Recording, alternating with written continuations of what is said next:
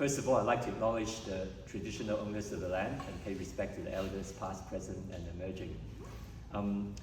This is Jackie's probably the third or fourth solo exhibition with Atrium. She's been with us for quite a while. In fact, I remember I first met Jackie when Professor Peter Pinson actually rang me up and highly recommended that I should represent Jackie.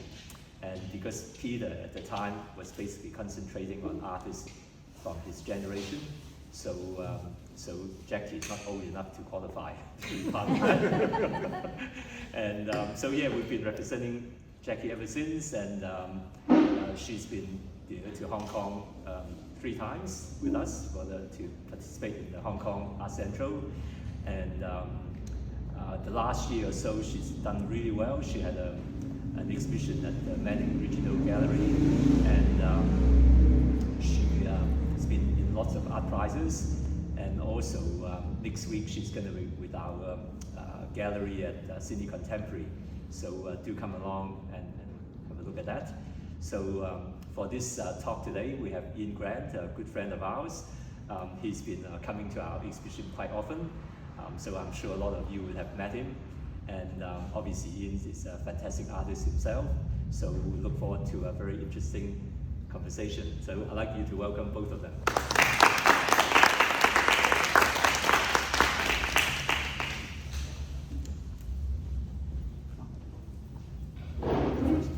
Balassa. Well, welcome everybody. It's just great to see people here. And if you've been to the exhibition and you say possibly come to the opening or something, then I can well and truly understand why you're here, because it is a very, very engaging exhibition. I mean, engaging in the best possible sense. Which I'm the person who's meant to be leading the discussion a little bit, but we'll just see how things evolve. But the first kind of factors that came to mind with me was that the title, whose garden was it, Jack? Carol's Garden, evokes certain connotations.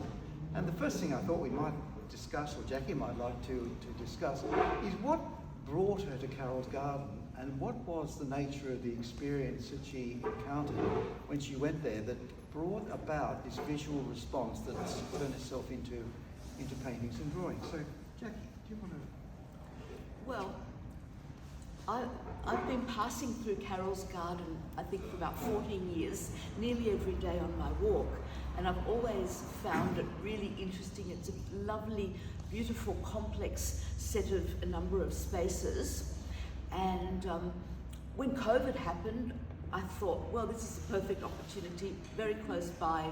I'll just see what happens if I start drawing Carol's Garden. And I did.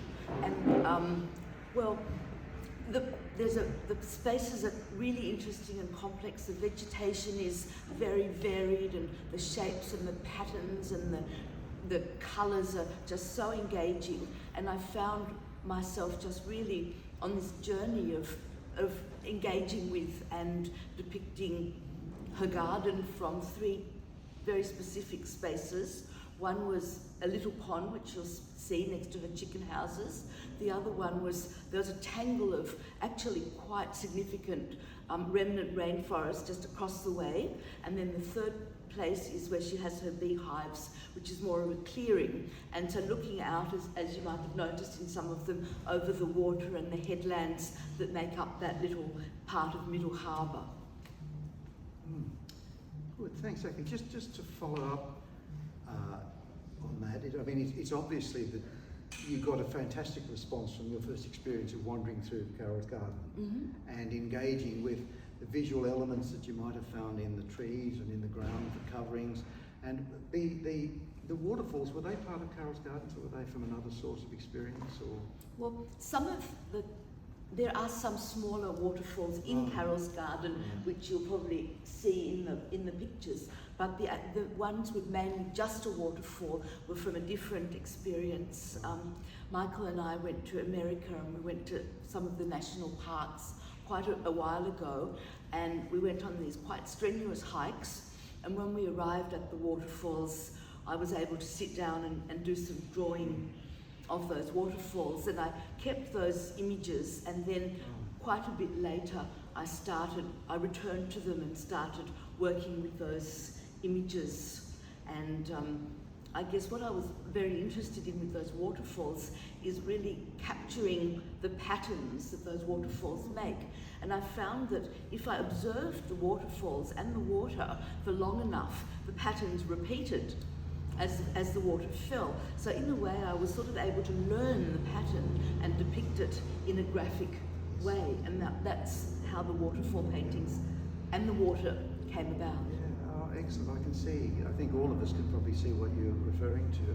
But if we can just take it a little bit further, what we can we could also say factor in this one of the concepts of abstraction is to take from. So I would observe that you have abstracted or taken from your visual surroundings certain elements which you've reconstructed or rejigged in order to make a kind of an evocative poetic response to this experience rather than a photographic response. Mm-hmm. Can we just expand a little bit on the elements that might have had a big impact on you and you chose to make part of the patterning that you decided to use for these paintings? Can we just move through that? So in the complex spaces of Carol's garden, there were aspects, there were trees, there were rocks, there were natural structures, there were vines that were tangling through the space.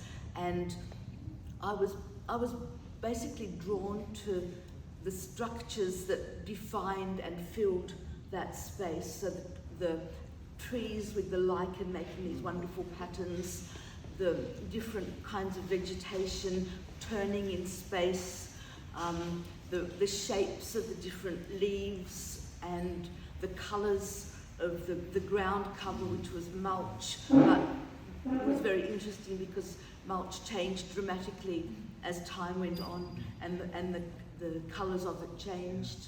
And then also I started observing, the more I spent time, I started observing the changes due to the changes of weather, the changes of the year and the times and the seasons. So different elements would emerge, other elements would disappear. Things were just changing, and it was really wonderful to be able to select moments of interest to depict in that cycle. Yes, I can understand where you're coming from. I'm sure we all can. And I think another observation that we could make is that this process of of adapting elements from your visual experience or from your sensory experience in not just Carol's Gardens but a number of other environments, and then reassembling them in your own way is what's kind of brought these quite remarkable complex organisational things together in your paintings. And I think we can observe, we might get onto this a little bit later, but we can observe a very strong tonality in Jackie's drawings, and we can observe a very strong colour interaction in her paintings. We might just come back to this a little bit later, because the next thing that kind of comes to mind is the normal question. It's kind of, Jackie, what areas from the history of art have informed you? Oh, okay, Ian, well, that's a general question. Well, two major things. I think most people would probably know that I'm very interested in the early Italian Renaissance paintings. People such as Giotto, Duccio, Veneziano, Fra Angelico. And what I've taken from the work of these artists, and I'm certainly nowhere near finished with studying them, but particular things, how they create space, the colour systems that they used to indicate three-dimensional form and to depict space, and various other aspects, the tonalities, how they treat the different elements like the leaves on trees or the rocks. It's all a fascinating study, and it's informed my work a lot. More recently, after a trip to China, I became very interested in traditional Chinese mountain water painting because I felt it was a very imaginative and interpretation of nature, but still very close to observation. And I actually, in a way, have tried to develop my own visual language, taking elements of these two traditions and incorporating them in my own personal interpretation, paired with an even increasingly closer observation of the visual world at the same time. Good, thanks.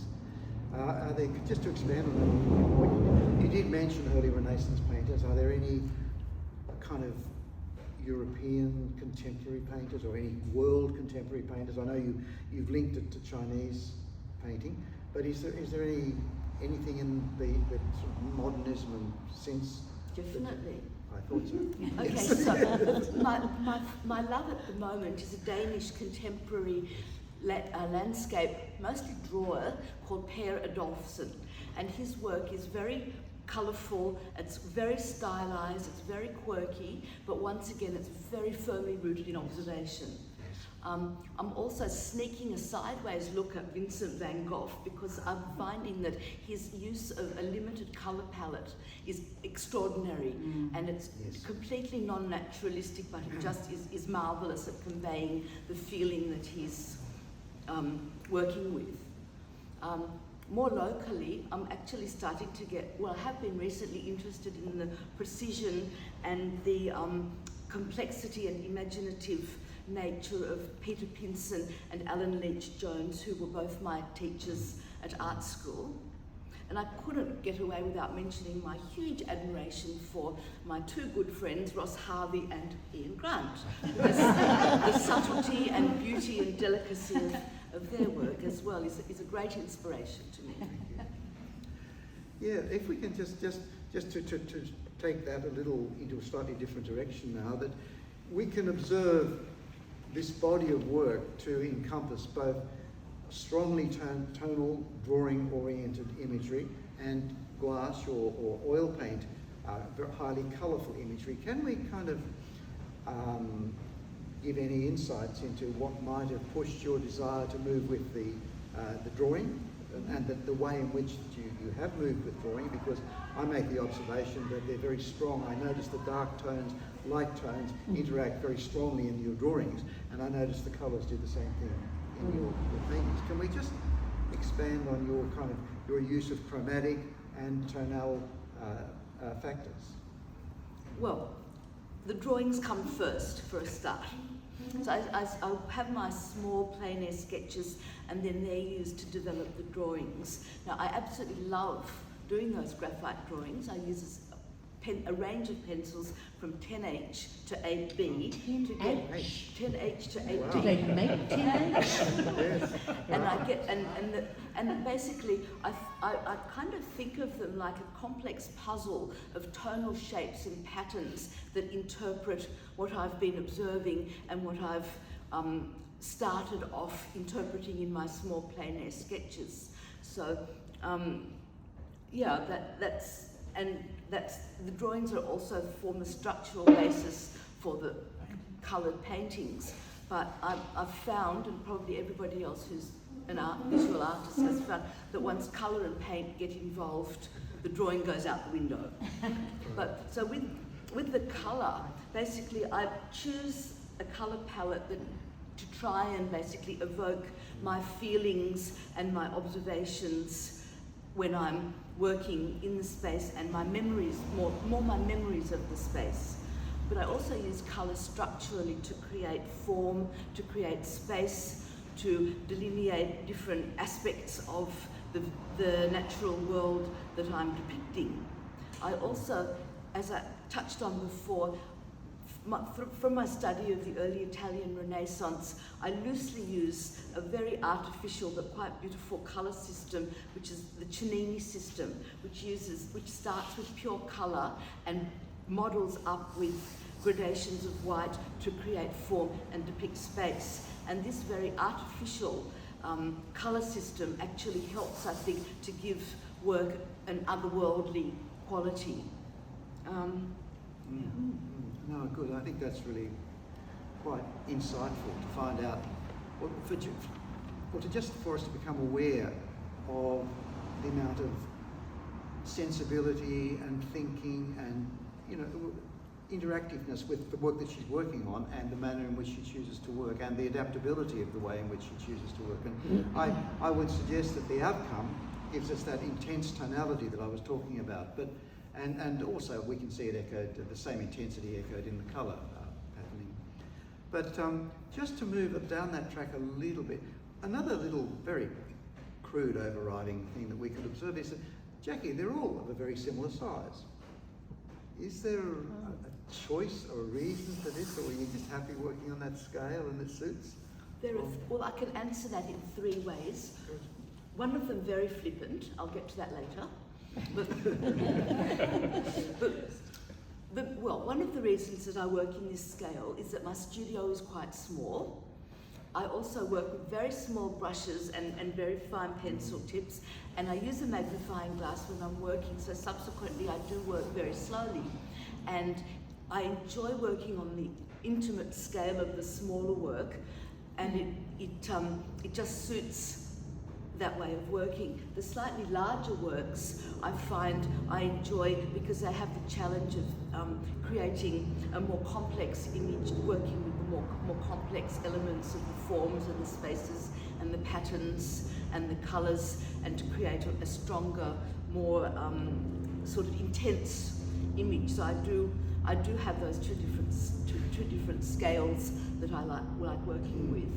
Now, the third reason that's very flippant is that Simon likes to have an exhibition where things are nicely harmonious in size. So I have borne that in mind a little bit. It's not the overriding, but it's actually something that I do have in mind.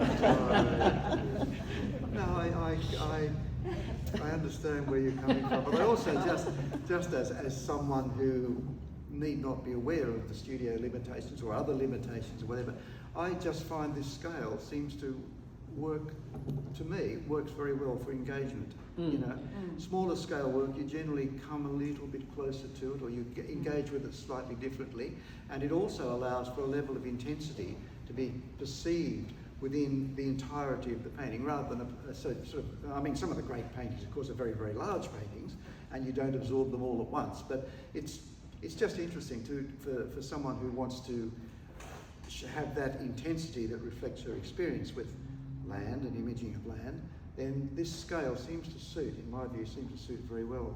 I'm kind of sometimes, when we talk about small scale, I am sometimes reminded of a very good friend of mine, an ex-colleague called Andrew Christofides, who is a geometric abstract painter, but who tells me over and over again that the most powerful visual experience, or the most powerful painting that he's ever seen, is Vermeer's Girl with a Red Hat, which is the size of an A4 sheet of paper. So sometimes it's interesting how to come forward, to come towards the work and look at it, respond to it at a certain distance can be really part of a really uplifting, a really gratifying response. And I would just, just endorse what you're saying, very much so. Yeah. Well, it's working on that smaller scale. You can get right into it. Is what you're saying, that I can actually become very absorbed in it. But I do enjoy the slightly larger scale works as well, because it gives me a chance to kind of just expand a bit. Yeah. So, Simon, can Simon expect some very large paintings coming soon? Well, if I figure out how to use cobalt dryer to make the oil paintings dry faster. 2 drops. Two drops. Right. Jackie did do a large painting commission, it's about 120 by 90. It took her a while to do it.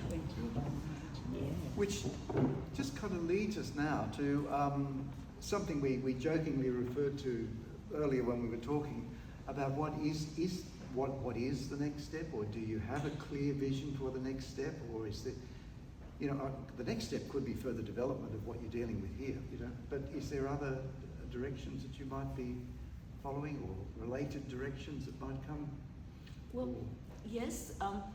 I've got one more painting to finish of the Carol's Garden work, and then I'm planning to go just a little bit further along down her path and along the bushwalk. And I'm hoping that there's going to be another series of very interesting spaces and places that I can get completely involved in. So that's the first thing. A couple of pictorial things. I'd really like to explore a few new ways of using paint. So I'm thinking that possibly I might come back to using some glazing on some of the areas, possibly the sky. I'm not sure, just to add another element. I don't want to kind of overburden the images with too much variety, but that could be something. I'm also thinking, and I've discussed this with Simon, of working around maybe making the gouaches a little bit more intense, working with some more intense colour and using less white in the gouaches, and maybe experiment with some more tonal intensity in the gouaches as well as colour intensity. And working on refining my brush marks and how they're working in the paintings is another aspect that I've been thinking about doing. And the first, most immediate plan is, I was at the Art Gallery of New South Wales yesterday, and they've completely changed everything, and it looks so much better. So one of the immediate things I'd like to do is to spend a little bit of time at the Art Gallery and possibly in the print room, just refreshing, rebooting. Very understandable. At the end of an exhibition, most of us feel that it's just a time for a bit of kind of reflection, and just it's amazing then where the next step leads you. And as I said, collapse. Possibly. Yes. Good. Thanks, Jackie. Look, at this point, is there anybody who would like to offer a comment or a question? I've got a very old painting of Jackie's, and it's got quite a heavy glaze on it, and it's really beautiful. So she does glaze to the top of her game. Yes. Yes, it's lovely. Good. Yes. Jacqueline, when you start a piece, do you start it and finish the whole piece, or do you find yourself coming back to it, or do you start another one? Do you start? How do you work, or do you come back? Normally I just work on one picture at a time, or one painting at a time, and one gouache at a time. But recently I've been working on 2 oils at a time. Like those 2 oil paintings were more or less done together, which was basically for a practical reason, that while one was wet I could work on the other one. Yes. Yeah. But with the gouaches and the drawings, it's usually one at a time until it's finished. Are we looking at days and weeks? Weeks, months. Yes. Yeah. Yes. Yeah. And is there a reason for that? Does that suit your process, just working on one? I think so, because otherwise I think I'd get very confused.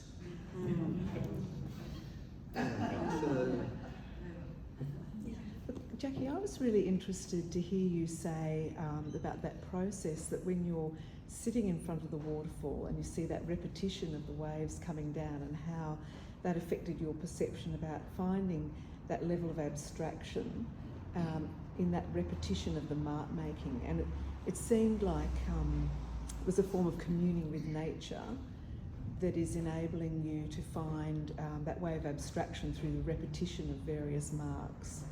And clearly you're observing the colours. But do you feel as you're actually working that you go through that kind of mesmeric state? 'Cause I'm thinking that sort of idea about, communing with nature and allowing it to sort of impose in your psyche so fully that you could almost see, as you said, that repetition of the lines. Does that continue as you're working, or do you find all that as you're observing nature?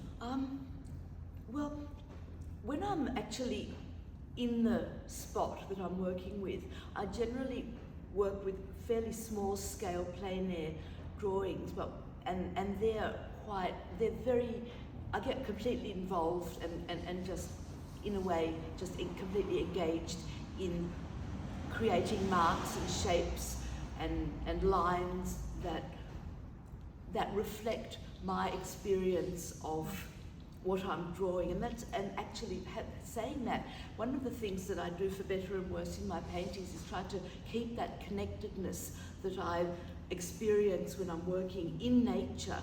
And the way that I've found to do that is when I'm actually scaling up to a finished work, I actually keep I don't smooth it out, I keep the inconsistencies and the awkwardness, because I feel that keeps the work connected to my actual experience that I have had with nature via that drawing.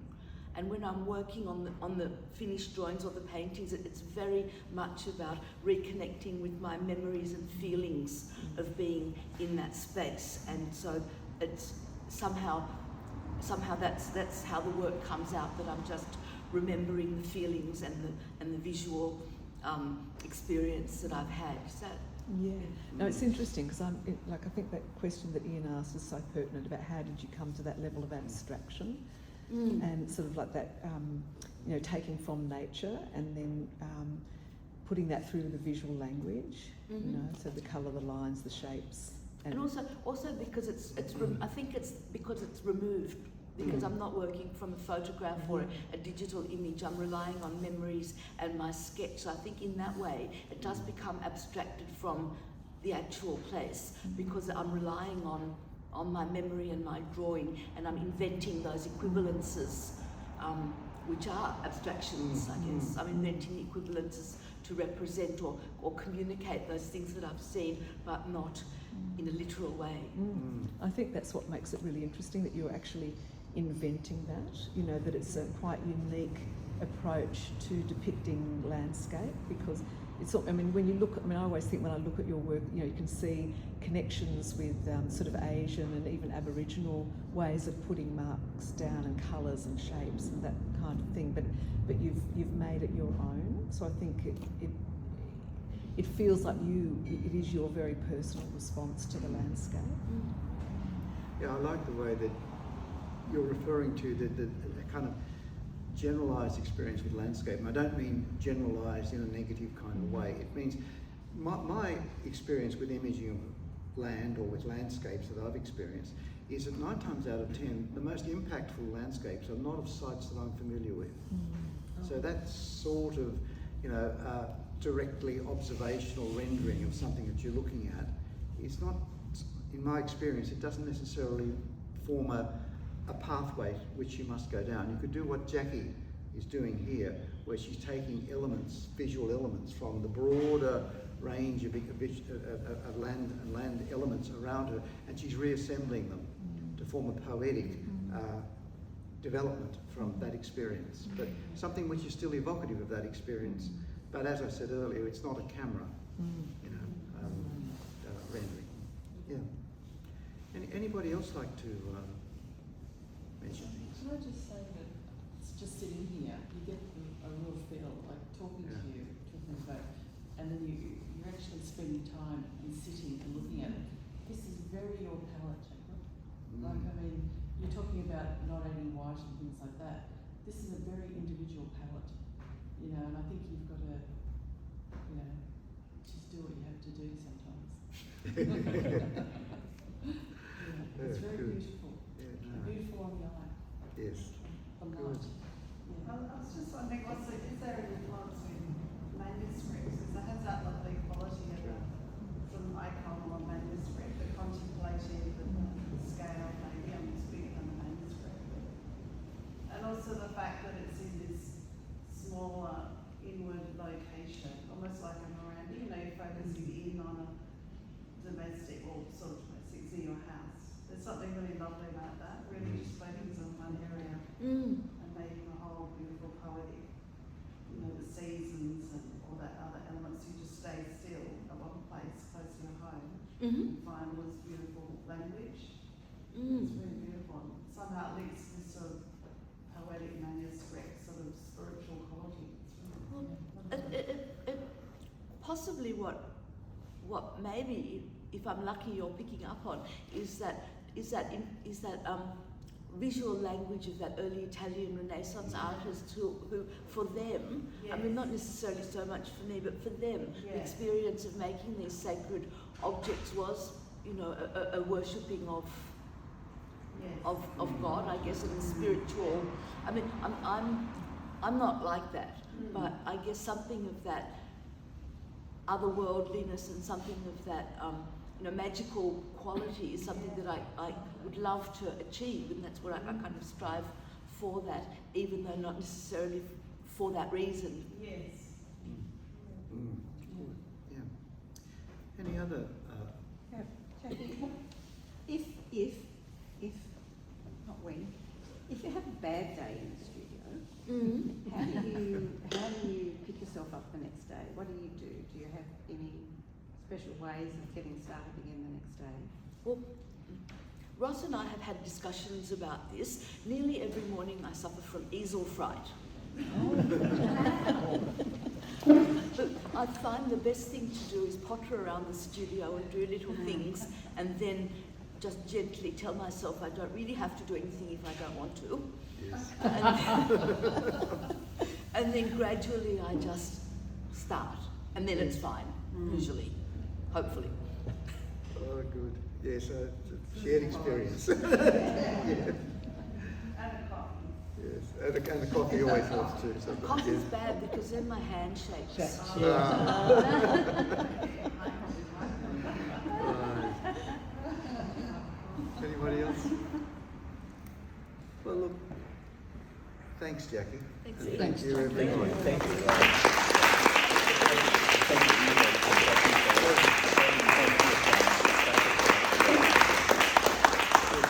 Continue to have drinks and look at the exhibition and continue the conversation. Thank you. Thank you. Thanks, everybody. Thank you. That was fab. Thank you. That was great.